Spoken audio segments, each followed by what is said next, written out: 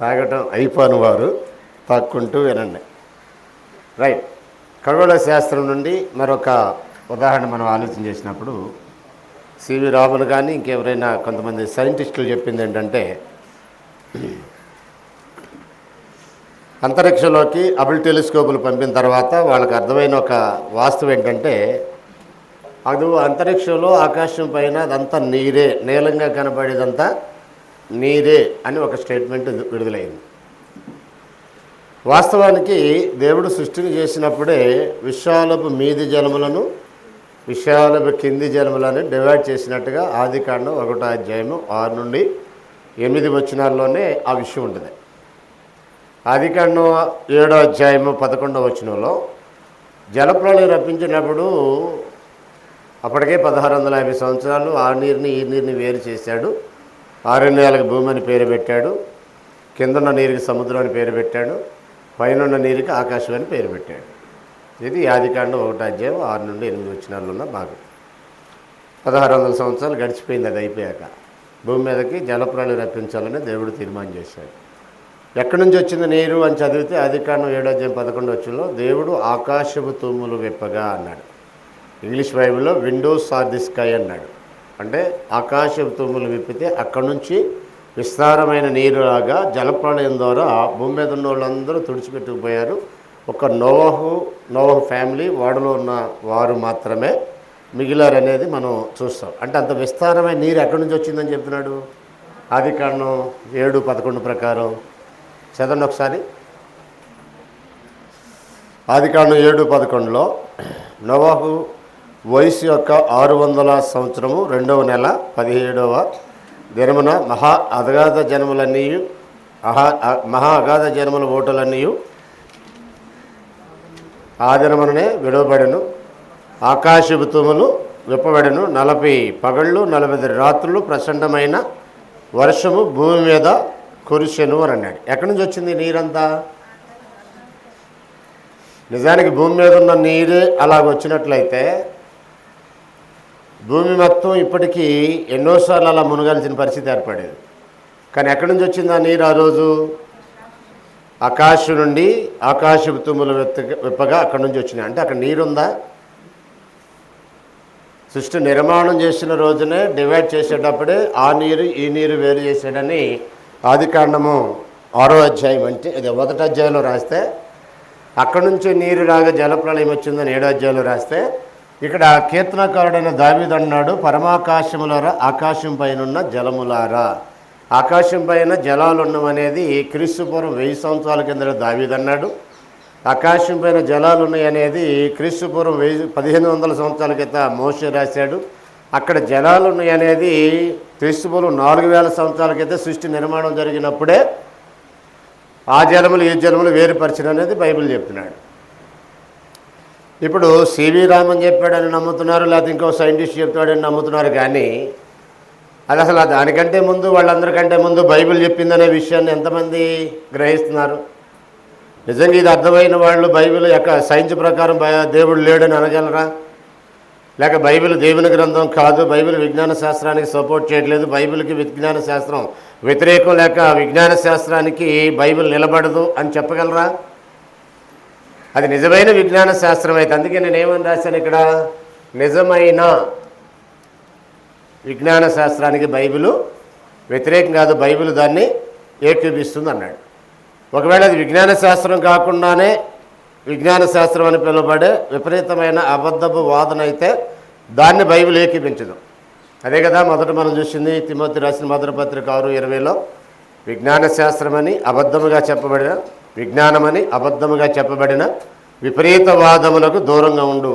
దాన్ని ఇంగ్లీష్లో which is so called science అన్నాడు. విజ్ఞానం అని అబద్ధంగా చెప్పబడేదాన్ని so called science, not science అని అన్నాడు. సో కాల్డ్ అంటే అర్థం ఏంటి? నిజం కాదు, అలా అనబడతారు. యూదులు కాకుండా యూదులు, అపోస్తులు కాకుండా అపోస్తులు, సువార్త కాకుండా సువార్త, యేసు కాకుండా మరొక యేసు, ఆత్మ కాకుండా మరొక ఆత్మ, ఇలాగే అబద్ధాలు ప్రచారంలో ఉన్నాయో అలాగే ఒక అబద్ధపు విజ్ఞాన శాస్త్రం అనేది ప్రచారంలో ఉంది. దానికి చాలా ఆధారాలు ఉన్నాయి, వాళ్ళను వాళ్ళే దిద్దుకునే పరిస్థితులు ఉన్నాయి. రైట్. దీన్ని కూడా మనం క్లోజ్ చేసి మరొక పాయింట్లోకి వెళ్దాం.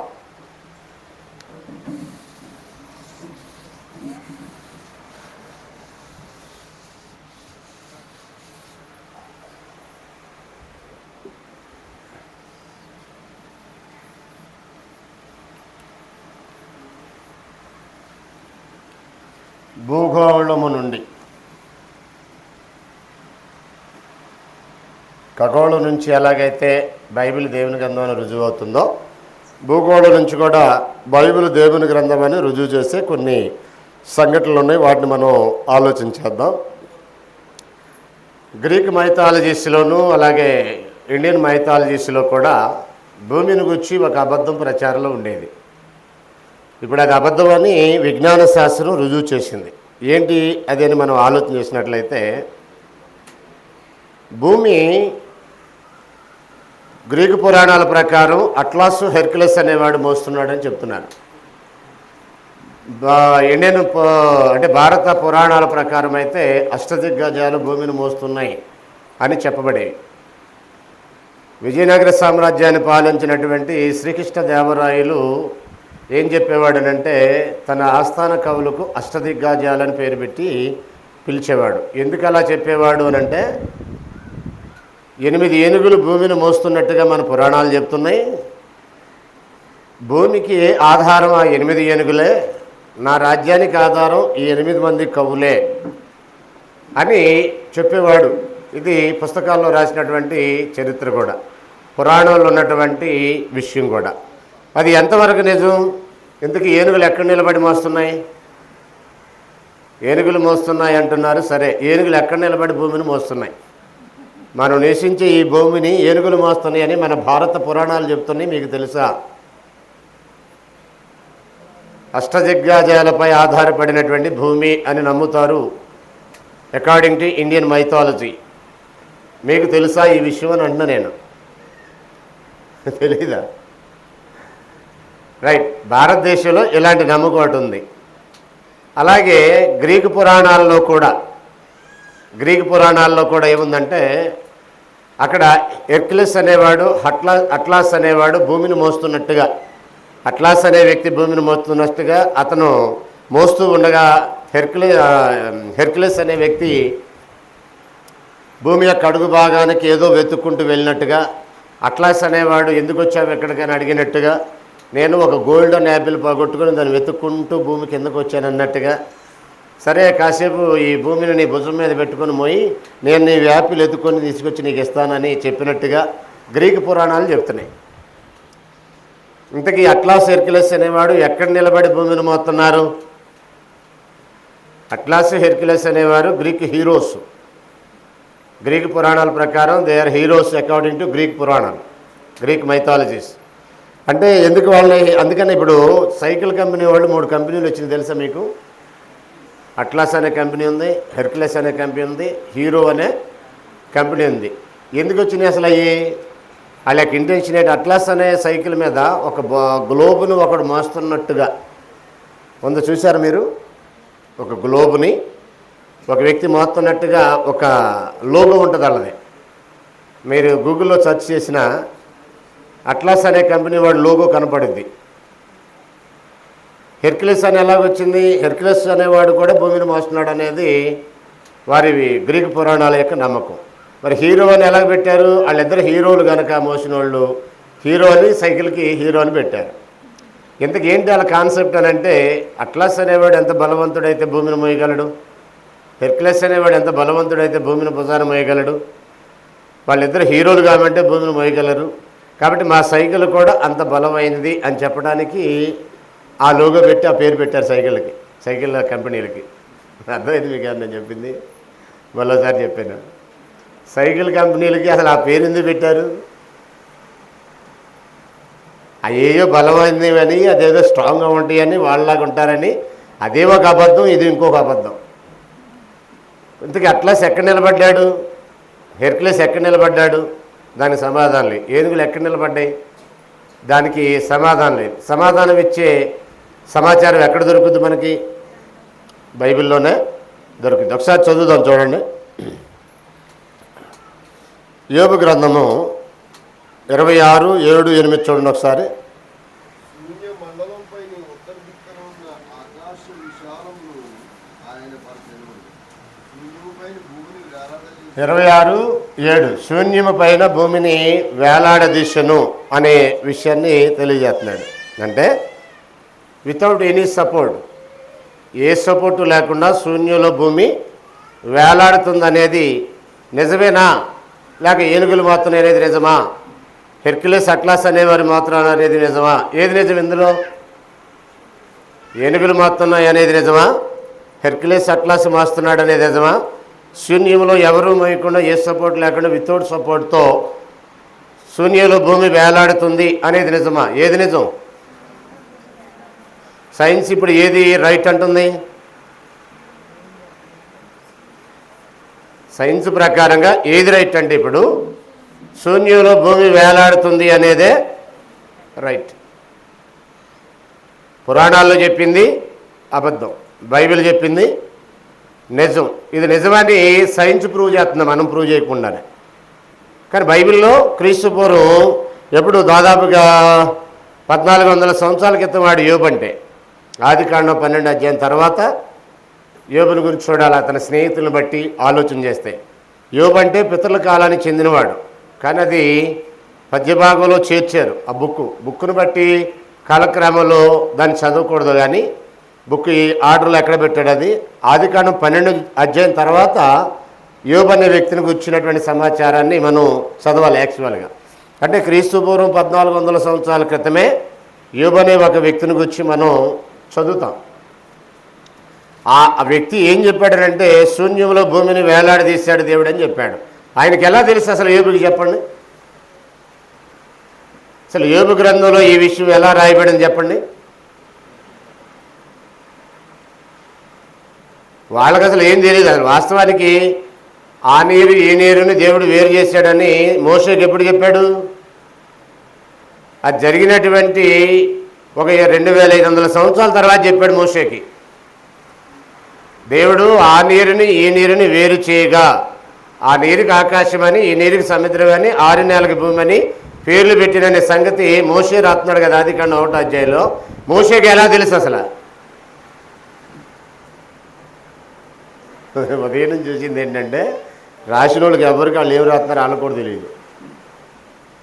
వాళ్ళు రాసేదో గ్రంథం అవుద్దన్న సంగతి కూడా వాళ్ళకి తెలియదు. కేవలం దేవుడు బయలుపరిచాడు, దేవుడు బయలుపరచగా వాళ్ళు రాశారు, అంతవరకే అక్కడున్న సమాచారం. లాస్ట్గా ఒక విషయాన్ని మనం దాంట్లో ఆలోచన చేద్దాం.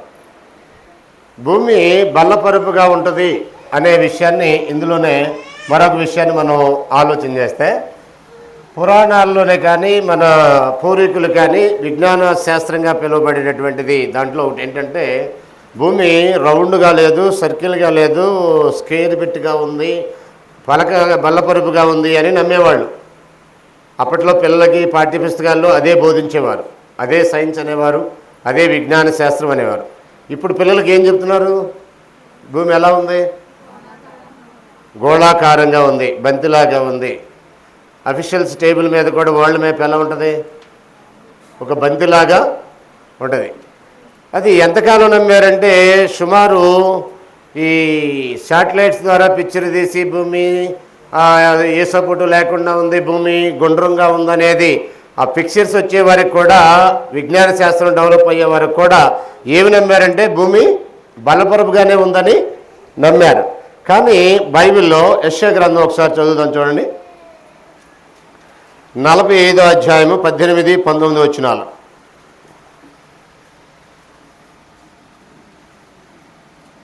ఆకాశములకు 45వ అధ్యాయం 18 అంతేనా? 18-19 చదవండి. అలాగే యోబు గ్రంథం 32:12 అనుకుంటు చూడండి ఒకసారి. 37:12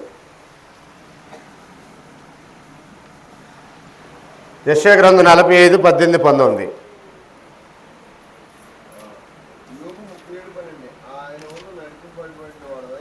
ఆయన వలన నడిపింపబడిన వాడే నరులకు నివాసయోగ్యమైన భూగోళము అని అన్నాడు.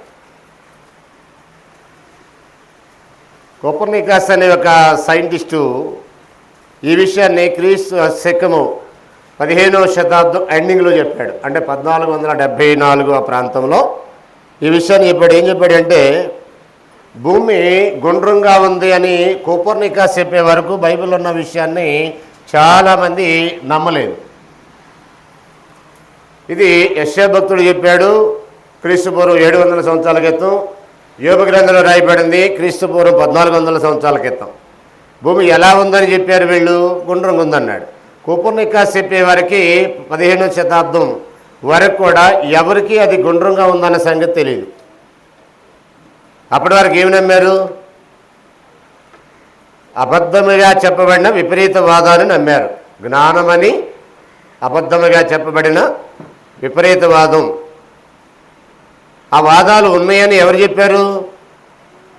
పౌలు తిమోతికి రాస్తున్నాడు, ఓ తిమోతి, జ్ఞానమని అబద్ధముగా చెప్పబడిన విపరీత వాదానికి దూరంగా ఉండని చెప్పాడు.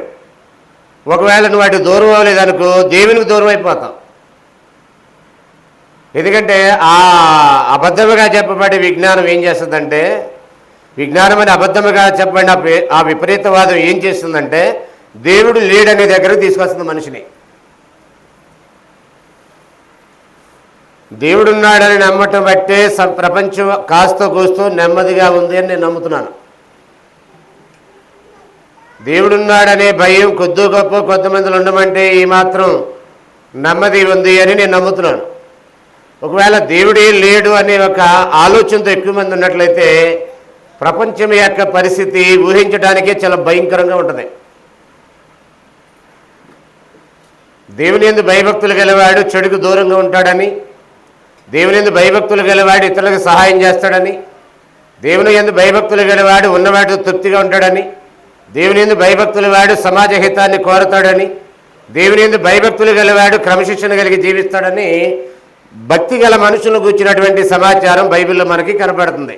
అసలు దేవుడే లేడని ఒక ఆలోచనతో మనుషులు కనుక భూమి మీద ఉన్నట్లయితే విచ్చలవిడితనం బాగా పెరిగిపోద్ది. ప్రజల మధ్య అశాంతి అసమాధానం బాగా పెరిగిపోద్ది. ఎందుకంటే అది బుద్ధిహీనత అన్నాడు, చెడిపోయిన వారు అన్నాడు, అసహ్య కార్యాలు చేసేవారు అన్నాడు, మేలు చేయవారు అక్కడ కూడా లేడు అన్నాడు. అలాంటి పరిస్థితుల్లో వివేకం కలిగి దేవుని వెతికివారు కలరేమో అని దేవుడు ఆకాశం నుండి తేరి చూస్తున్నాడు అన్నాడు. మనం చదివాం కదా కీర్తన గ్రంథం 14:1-2, 53వ కీర్తన 1-2 వచనాల్లో ఈ విషయాలు చెప్పాడు. దేవుడు లేడని బుద్ధిహీనులు తమ హృదయాలు అనుకుందరు, వారు చెడిపోయిన వారు, అసహ్య కార్యాలు చేయవారు, మేలు చేయవాడు ఒకడు లేడు. వివేకం కలిగి దేవుని వెతికివారు కలరేమో అని దేవుడు ఆకాశం నుండి చూస్తున్నాడు అని అన్నాడు. కాబట్టి ఇప్పుడు మనం దేవుడు లేడు అనే భావం నుంచి దేవుడు ఉన్నాడనే భావనకు రావాలంటే మనం కాస్త కూస్తో బైబిల్ దేవుని గ్రంథం అని విజ్ఞాన శాస్త్రం ఆధారం చేసుకుని ఎవరైతే నమ్ముతున్నారో వాళ్ళకి చెప్పాలి. వాళ్ళల్లో కూడా కొంతమందినైనా రక్షించాలి. కనీసం వాళ్ళు రక్షించబోయినా వాళ్ళ యొక్క వాదనకి నువ్వు పాడైపోకుండా ఉంటావు. ఆ విపరీత వాదానికి నేను పాడవకుండా ఉండాలంటే బైబిల్ విజ్ఞాన శాస్త్రానికి వ్యతిరేకం కాదు, నిజమైన విజ్ఞాన శాస్త్రానికి బైబిల్ అనుకూలమే. విజ్ఞాన శాస్త్రం అని పిలువబడే అబద్ధానికి బైబిల్ వ్యతిరేకం, నిజమైన విజ్ఞాన శాస్త్రానికి బైబిల్ సంపూర్ణమైన మద్దతు తెలియజేస్తుందని చెప్పాలి. అసలు మన పక్క ఉన్న వాళ్ళకి 4 మాటలు చెప్పడానికే మనకు అంతంత మాత్రమే అయితే ఇంకా విజ్ఞాన శాస్త్రాన్ని బేస్ చేసుకొని వాళ్ళకి వాక్యం చెప్పి వాళ్ళని మార్చడమా, ఇది అసలు జరిగే పనేనా అనే టైపులో కొంతమంది ఆలోచిస్తున్నారు. కొంతమందికి అది సాధ్యం కాకపోయినా కొంతమందికి సాధ్యమే కనుక సాధ్యపడే వాళ్ళకి ఈ సమాచారం ఈ తరగతుల్లో ఒకళ్ళని ఉద్దేశించి చెప్పడం కుదరదు. ఓకేనా? నేను మధ్యాహ్నకాల సమయంలో చెప్పినటువంటి విషయం ఏంటంటే ఒక విషయాన్ని మనం ఆలోచన చేసాం. నిజమైన విజ్ఞాన శాస్త్ర వాస్తవాలతో ఏకీభిస్తున్న బైబిల్. మీలో ఎవరైనా దేవుడు లేడనే బ్యాచ్ వచ్చి ఇదిగో దేనికి కారణం అంటే సైన్స్ అని చెబితే అది నమ్మకండి. ఎందుకంటే నిజమైన సైన్స్కి బైబిల్ వ్యతిరేకం కాదు. సైన్స్ కాకుండానే సైన్స్ అని చెప్పేదానికి బైబిల్ వ్యతిరేకం. ఒకదాన్ని చెప్పి ముగించేస్తాను. నేను కంప్యూటర్ నేర్చుకోవడానికని బేసిక్ కంప్యూటర్ నేర్చుకోవడానికి ఒక సాటికి వెళ్ళాను. ఒక పక్కన మాకు నేర్పే అమ్మాయి, ఇంకో పక్కన నాతో పాటు నేర్చుకునే ఒక పెద్ద ఆవిడ వచ్చింది. వాళ్ళిద్దరి మధ్యలో నేనున్నాను. వీళ్ళిద్దరి యొక్క ఆర్గ్యుమెంట్ ఏంటంటే, నేర్పి అమ్మాయి ఒకరోజు రాలేదు. ఎందుకు రాలేదమ్మా నువ్వు అని, అమ్మాయి పేరు వల్లి, ఎందుకు రాలేదు వల్లి అని ఆ నేర్చుకునే పెద్దవాడు అడుగుతుంది. ఈరోజు నాకు ఈ పూజా కార్యక్రమాలు ఉన్నాయంటే నేను అందుకే రాలేదని చెప్పింది. ఈవిడంటది, అసలు దేవుడు ఉన్నాడని నమ్ముతున్నావా నువ్వు అని అంది. నమ్ముతున్నారా అంటే అని అంది. దేవుడు ఉన్నాడంటే రుజువు ఏంటంటే ఈ అమ్మాయి చెప్పట్లా. ఏదో ఒకరోజు పూజా కార్యక్రమం చేసి ఏదో తన దగ్గర భక్తి కార్యక్రమాలు చేస్తుంది తప్ప అసలు ఉన్నాడంటే రుజువు ఏంటంటే చెప్పట్లా. ఈ అమ్మాయి ఏమి చెప్పలేక అసలు లేడు అంటాను నీకు రుజువులు ఏంటని చెప్తే అడిగింది. ఆవిడ్ని అడిగితే ఆవిడంటది సైన్స్ అని అంది. అంటే సైన్స్ ప్రకారం దేవుడు లేడని అంటుంది. వాళ్ళిద్దరి మధ్య వాదన జరుగుతుంది. మధ్యలో ఏమండి పురుషోత్తం గారు మీరేం మాట్లాడరు ఏంటని ఆవిడ అంటది. ఏమండి పురుషోత్తం గారు మీరేం మాట్లాడండి, మేము ఆర్గ్యుమెంట్ చేస్తుంటేనే అని పక్కన నేర్పి ఆవిడ అంటది. మధ్యలో నేనేంటంటే నాకు ఇచ్చిన వరకు చేసుకుంటా వింటా ఉన్నా మొత్తం వీళ్ళిద్దరు ఆర్గ్యుమెంట్లు. వీళ్ళిద్దరిని ఏమన్నానంటే, మీ ఇద్దరు యొక్క ఆర్గ్యుమెంట్ తప్పనన్నా. అదేంటి ఉన్నదని తప్పే లేదన్నది కూడా తప్పేనంటే, ఉన్నదన్న ఆమెకి ఎందుకు ఉన్నదో ఎందుకు ఉన్నాడో దేవుడు అని చెప్పలేదు కాబట్టి ఆమెతో కూడా బ్లైండ్ బిలీఫ్. అసలు అకార్డింగ్ టు సైన్స్ అని మీరు అన్నారు, మీరు నమ్మిన సైన్స్లో అబద్ధాలు ఉన్నాయని నేను ప్రూవ్ చేస్తా, దాన్ని వదిలేసి దేవుని ఎందుకు వస్తామని అడిగాను. ఎన్ని ఉదాహరణలు కావాలంటే అన్ని ఉదాహరణలు చెప్తాను. నువ్వు అకార్డింగ్ టు సైన్స్ అంటావు కదా, అసలు సైన్స్ కాకుండానే సైన్స్ అని పిలువబడే అబద్ధాలు బోళ్ళను ఉన్నాయి, రుజువు చేయలేనటువంటి చాలా ఉన్నాయి. ఈవెన్ డార్విన్ సిద్ధాంతం కూడా రుజువు అవ్వలేదు. ఏ ఎవల్యూషన్ థియరీని పట్టుకుంటున్నారో, ఏ బిగ్ బ్యాంగ్ థియరీ అంటున్నారో అవి రెండూ కూడా అట్టర్ ఫ్లాప్, ఫెయిల్డ్ అనమాట, రుజువు చేయబడలా. వాటిని బేస్ చేసుకొని మీరు దేవుడు లేడు అంటున్నారు, అవి అబద్ధాలను రుజువు చేస్తా దేవుని ఎద్దకు వస్తారని అడిగాను. వాళ్ళిద్దరి దగ్గర సమాధానం లేదు. దేవుడు ఉన్నాడని నమ్మేవాళ్ళు కూడా అసలు ఆయన ఎవరో దేవుడు తెలియదు పాపం. ఏథెన్స్లో ఉన్న ప్రజల పరిస్థితి ఏంటి? దేవుడు అనబడే ప్రతిదానికి కార్యక్రమాలు చేశారు. ఇంకా తెలియక ఏం చేస్తున్నారు వాళ్ళు, తెలియబడిన దేవునికి అని రాశారు. అంటే వాళ్ళు ఏం ఒప్పుకున్నారు వాళ్ళు నోటితో, అసలు ఆయన ఎవరు మాకు తెలియదు, ఉన్నాడని అంటున్నారు కనుక ఇదిగో ఆయన అంటున్నాడు ఈయన అంటున్నాడు వాళ్ళకి వీళ్ళకి అందరికీ చేసేసాం, ఇంకెవడైనా మనకు తెలియకుండా ఉంటే ఆయన ద్వారా మనకి ఎందుకు నష్టం జరగాలి, కాబట్టి ఒక నేమ్ పెడదాం తెలియబడని దేవునికి. అసలు ఆయన ఎవరు తెలిస్తే తెలియబడని దేవునికి అని పెట్టాల్సిన అవసరం ఉందా? ఇంతగా సమస్య అంతా దేనికి వచ్చింది? ఆయన ఎవరో తెలియక. అక్కడున్న సామాన్య ప్రజలా లేకపోతే కొంచెం తెలివైన వారేనా? ఒకసారి చదివి వెళ్దాం చూడండి. అపొస్తలుల కార్యం 17వ అధ్యాయము. అందరూ బైబిల్ తీసి చూడండి, 20వ వచనం చూడండి. 17వ అధ్యాయము 20వ వచనం చూడండి. అపొస్తలుల కార్యములు 17వ అధ్యాయము 20వ వచనం నుంచి చదువుదాం. కొన్ని కొత్త సంగతులు మా చెవులకు వినబడుచున్నవి, వీటి భావం ఏమని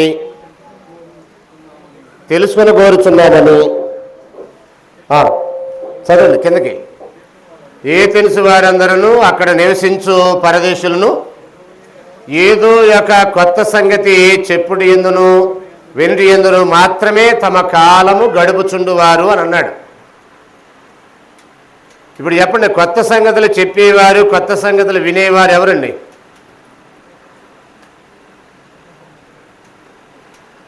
కొత్త సంగతులు చెప్పడానికి ఇంట్రెస్ట్ చూపేది ఎవరు? అసలు తెలివైన వాళ్ళ తెలివి తక్కువ వాళ్ళ?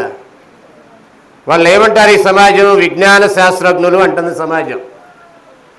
కొత్త సంగతి లేదని చెప్పారనుకో వారినే విజ్ఞాన శాస్త్రజ్ఞులు అంటుంది సమాజం. ఇప్పుడు ఏ తెలిసి ప్రజలు తెలివైన వారు ఉన్నారు అక్కడ, తెలివి తక్కువ వాళ్ళ? మరొకసారి చదవండి 20 వచ్చి నుండి. ఏ తెలుసు వారందరూ 21 ఏ తెలుసు వారందరూ అక్కడ నివసించు పరదేశులను ఏదో ఒక కొత్త సంగతి చెప్పుడు ఎందును వినుటి ఎందు మాత్రమే తమ కాలము గడుపుచుండువారు అని అన్నాడు. అంటే దేవుడిచ్చిన ఆయుష్కాలం అంతా అబ్దుల్ కలాం గారు దేనికి వాడాడు? వివాహం కూడా చేసుకోకుండా దేనికి వినియోగించాడు? కుటుంబ వ్యవస్థ కూడా లోకి ప్రవేశించకుండా దేనికి వాడాడు తన ఆయుష్కాలం అంతా? చనిపోయే వరకు దేనికి వాడాడు? ఏదో కొత్త సంగతి కనిపెట్టాలనే దానికే సైంటిస్ట్గా జీవితాన్ని ప్రారంభించి సైంటిస్ట్గానే జీవితాన్ని ముగించేశాడు. భార్య లేదు, పిల్ల లేదు, కుటుంబం లేదు, వ్యవస్థ లేదు, ఏమీ లేదు. అంటే ఆయన టార్గెట్ ఏంటి? ఆయుష్కాలం అంతా టార్గెట్ ఏంటి? కొత్త సంగతి ఏదో ఒకటి కనిపెట్టాలి, ఎవరికి తెలియని విషయాన్ని ఒకటి బయట తీసుకురావాలి అనేది టార్గెట్. ఇలాంటి టార్గెట్ ఉన్నటువంటి ఆ వ్యక్తిని ఆర్డినరీ పర్సన్ అంటున్నారా ఈ దేశం కానీ ప్రపంచ ప్రజలు కానీ? అబ్దుల్ కలాం అని కానీ ఏమంటారు? ఎక్స్ట్రాడినరీ పర్సన్ అంటారు, తెలివైన వ్యక్తి అని అంటారు. ఇప్పుడు ఏథెన్స్లో ఉన్నవారు కూడా ఎవరప్పుడు? తెలివైన వారే. కానీ ఎవరు తెలియదు ఆయనకి, వాళ్ళకి? మనం చూసాం కదా, అందరూ ఏంది ఈ జ్ఞానం లేదు అన్నాడు. ఏ జ్ఞానం లేదు? మనకు దేవుడు అక్కడే అనే జ్ఞానం లేదు. దేన్ని పడితే దాన్ని దేవుడు అంటున్నారు. కొరింథీయులకు అందుకే రాశారు, ఆకాశం మీదనైనను భూమి మీదనైనను దేవతలు అనబడినను మనకు ఒక్కడే దేవుడు, ప్రభువులు అనబడిన వారులను మనకు ఒక్కడే ప్రభు. అయితే అందరూ ఏంది ఈ జ్ఞానము లేదు. ఏథెన్స్ వారికి కూడా జ్ఞానము లేదు. కానీ వాళ్ళు భౌతికంగా తెలివైన వాళ్ళే, అనాగరికులేమి కాదు. సో దేవుడు లేడనే వ్యక్తి వివేకం కలిగిన వ్యక్తి కాదు. డైరెక్ట్గా దేవుడు చెప్పిన వాక్యం ఏంటంటే బుద్ధిహీనుడు. మనం అంటే ఎలా ఉంటుంది ఇప్పుడు చెప్పండి? అంత పెద్ద సైంటిస్ట్ని పట్టుకొని బుద్ధిహీనుడు అంటావా అంటారు మనం అంటే ఇప్పుడు ఇదే వాక్యం తీసుకొని అసలు దేవుడు అనేవాడు లేకుండా ఏదో కొత్త సంగతి కనిపెట్టడానికే జీవితం అంతా సమర్పించుకొని చచ్చిపోయినోడు బుద్ధిహీనుడు అని మనం అన్నం అనుకో, చంపేస్తారు మనల్ని ఈ దేశంలో. అలాంటి వ్యక్తిని పట్టుకోరంటే అంటే అది నిజమే అయినప్పటికీ ప్రజల్లో రియాక్ట్ ఎలా ఉంటుంది? అందుకని జ్ఞాని తన జ్ఞానాన్ని బట్టి, సూర్యుడు తన శౌర్యాన్ని బట్టి, ఐశ్వర్యవంతుడు తన ఐశ్వర్యం బట్టి అతిశయింపక భూమి మీద కృప చూపుతూ నీతిన్యాయాలు జరిగించుచున్న యెహోవాను నేనే అని నన్ను పరిశీలనగా తెలుసుకున్న బట్టి అతిశయించాలి. అట్టి వాటిలో నేను ఆనందించేవాడినని యెహోవా సెలవిచ్చున్నాడు. కాబట్టి ఇక్కడున్న మనందరికీ ఒక హెచ్చరిక ఏంటంటే, ఏమున్నా ఏమి లేకపోయినా సత్యదేవుడు ఎవరో ఎరిగితే అంతకంటే ధన్యకరమైన జీవితం మరొకటి లేదు. అందరికి కూడా వందనం.